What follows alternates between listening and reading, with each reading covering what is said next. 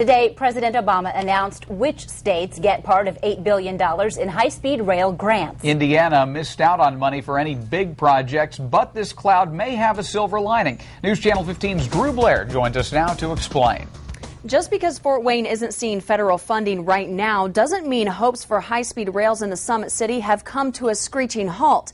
The state of Indiana didn't come up completely empty-handed, and that's what's providing optimism for rail hopefuls. Speeding in and out of Fort Wayne at 100 miles an hour.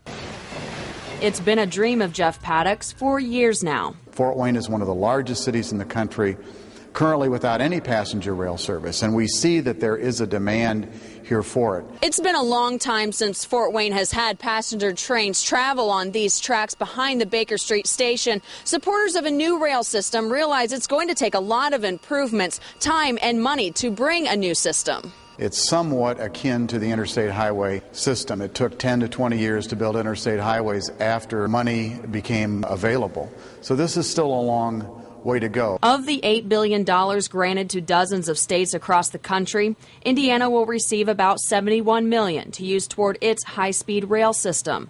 That money will be spent in the northwestern part of the state, near Chicago.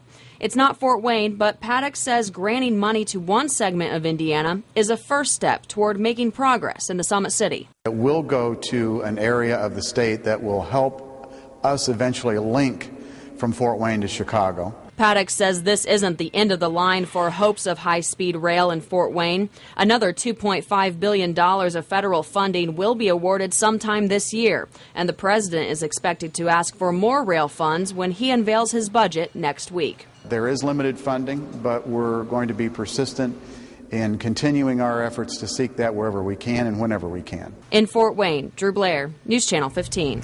And here's a look at the projects that were awarded the largest grants. California gets $2.3 billion to begin work on a rail line from Sacramento to San Diego. Florida is in line for $1.25 billion to build a line connecting Tampa, Orlando, and Miami. Illinois and Missouri get just over $1 billion to improve an existing rail between Chicago and St. Louis. Near the bottom of the list, as we mentioned, Northwest Indiana will get about $71 million for a planned rail project between Chicago and Detroit.